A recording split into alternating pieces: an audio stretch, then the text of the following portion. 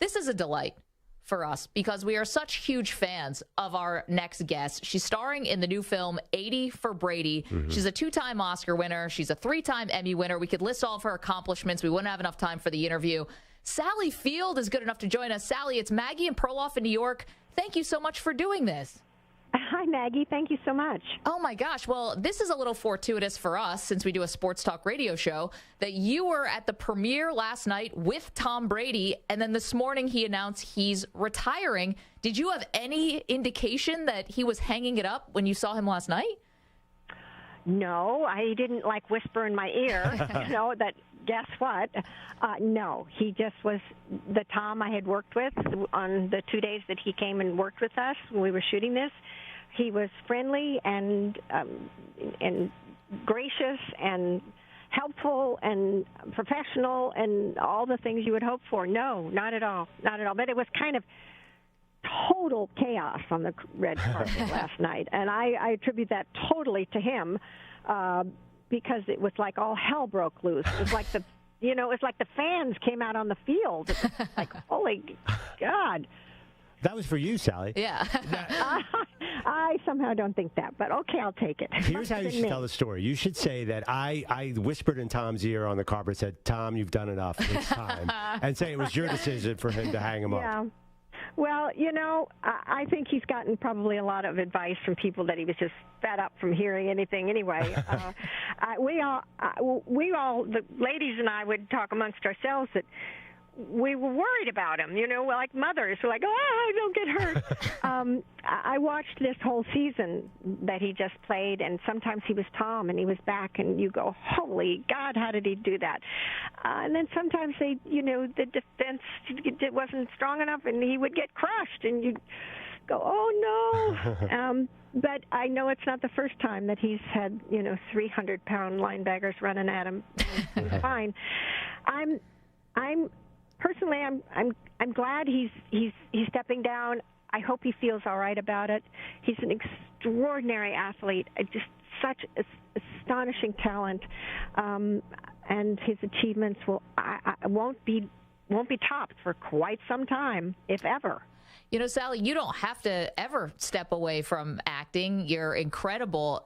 But do you get a sense of what he might be going through? Like if someone told you, hey, you can no longer do this thing that you spent your life trying to be as best as you could be at, what do you think the feelings would be?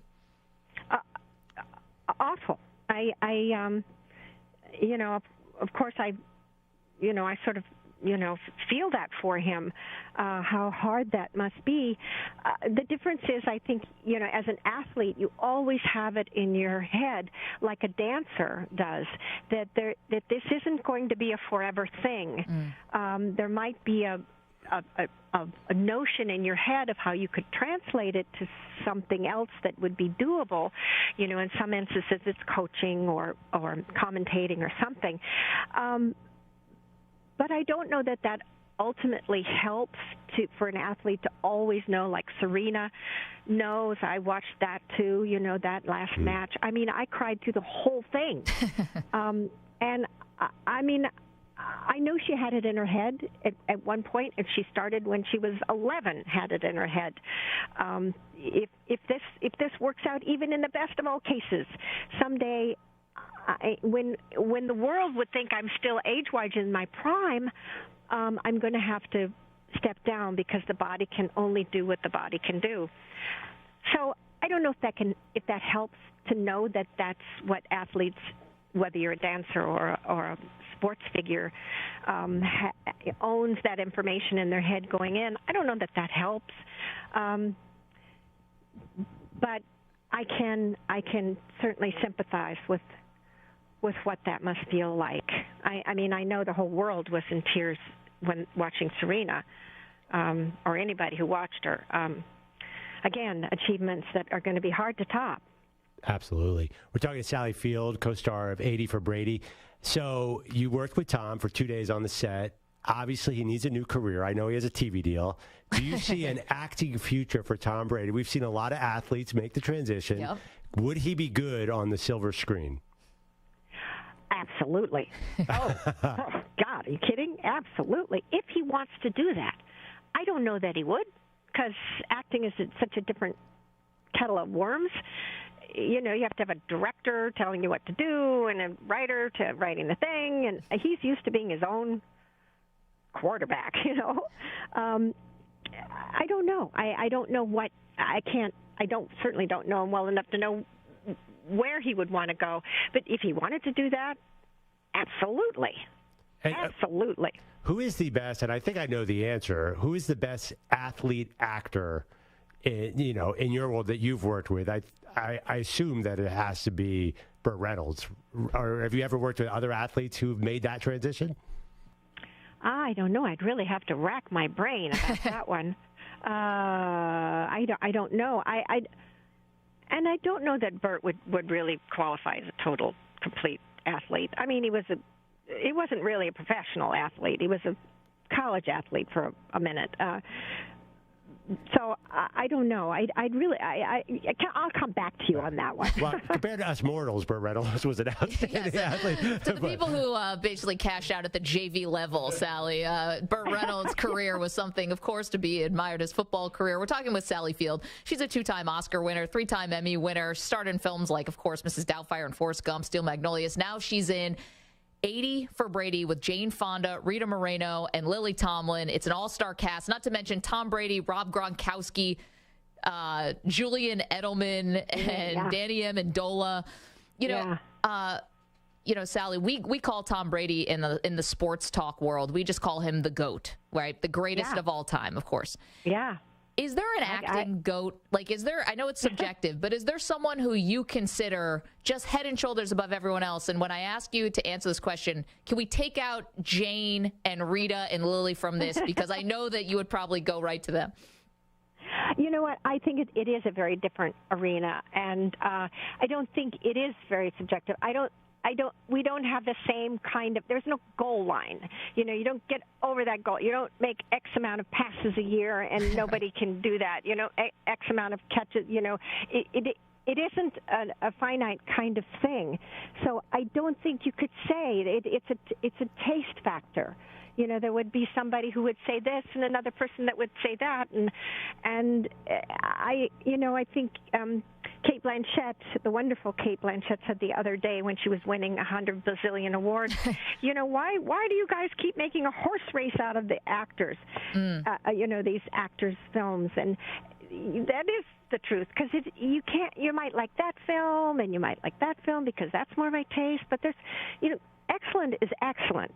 And there's a handful of actors of varying ages, a handful in this age and a handful in that age.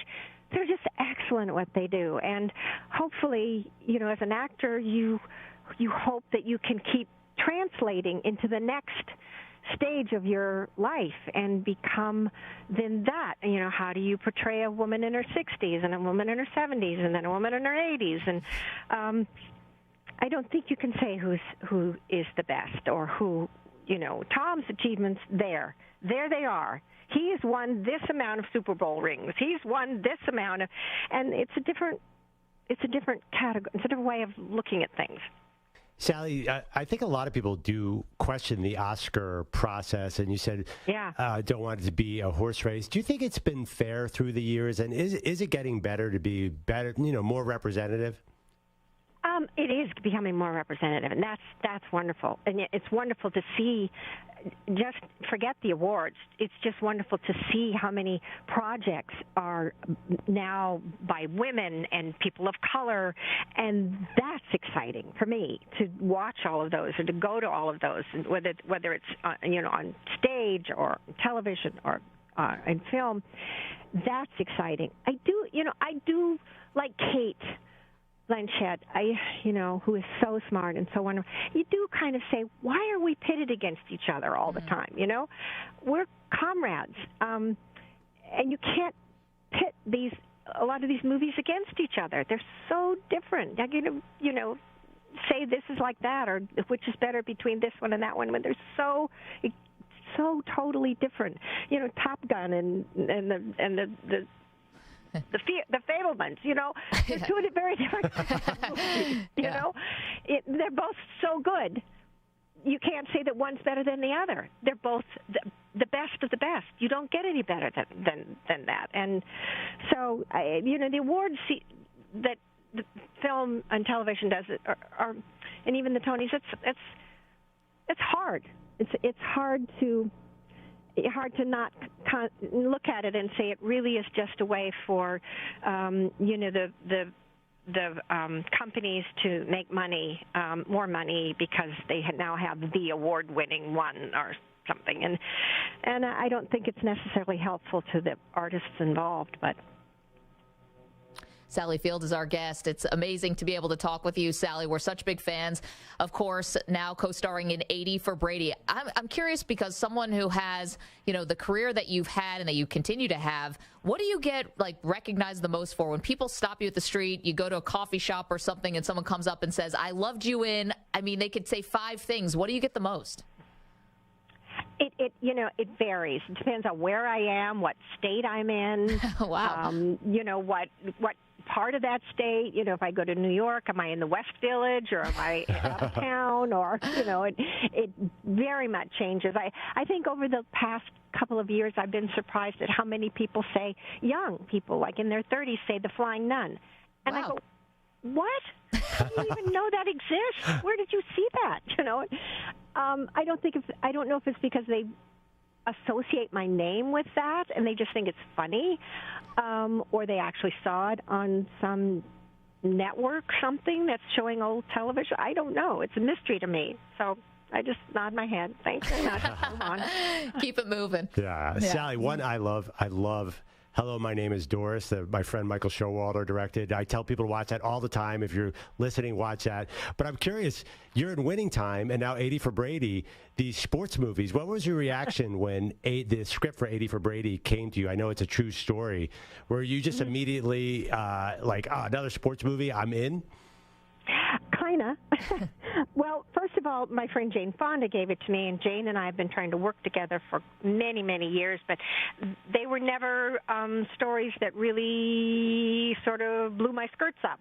And this one was a story about older women, yes, friends, yes, all great, and on a kind of big romping road trip, all great, but it wasn't about the men in their lives. It wasn't about them looking for the next date or their next marriage or how do you fix your marriage or what's wrong with your kids. It was about sports. And I think the world underestimates what a huge fan base older women are for sports, yes, but for film, for, everything. And I am a huge sports fan. And that's one of the reasons I'm in Winning Time, because I love the Lakers. And it's one of the reasons, other than my friend Jane and my friend Lily, it's one of the reasons I'm in 80 for Brady is because I'm a fan. I know what this feels like to be so absolutely in love with a game and with a player. Sally, I can't tell you what a delight this was to be able to talk with you. Congratulations on the movie 80 for Brady with Jane Fonda, Rita Moreno, Lily Tomlin. And on the day that Tom Brady announces his retirement, everyone's very interested in Tom, and you got to hang with him last night. So this was a pleasure under any circumstances, especially so today. And we wish you the best of luck with the film. Thank you so much. Thank you.